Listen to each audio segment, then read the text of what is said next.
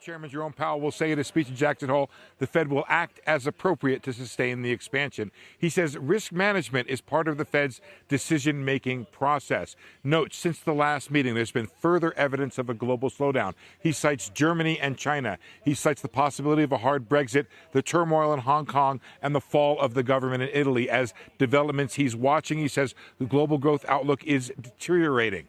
He says the Federal Reserve is carefully watching these developments. A lot of talk about trade. He says trade policy plays a role in the global slowdown, weakening manufacturing, lowering capital spending here in the United States. He does note, however, monetary policy, quote, cannot provide a settled rule book for international trade. Fed policy, however, can adjust policy for trade policy developments.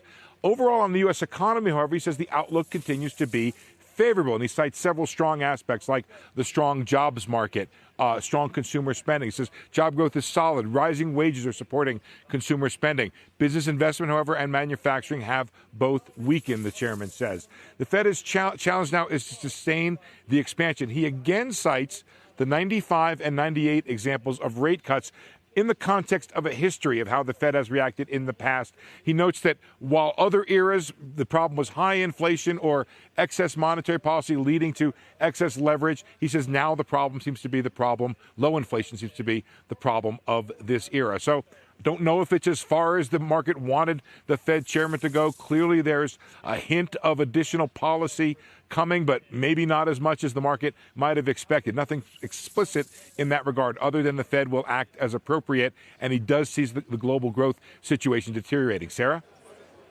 Quick question, Steve, on how he characterizes the inflation outlook. I think you said he did talk about this low inflation that we're dealing with, but I see a headline here that he says inflation seems to be moving up closer to 2% target. Just wondering what the policy implications of what he's saying about inflation are. So this speech, he definitely seems somewhat less worried about inflation than he had in the past. He talks about inflation kind of being in the range of the Fed's goal. And he talks about inflation moving up towards 2%. There's also a little footnote in there where he says that, you want to be careful not to adjust policy to transitory developments in inflation.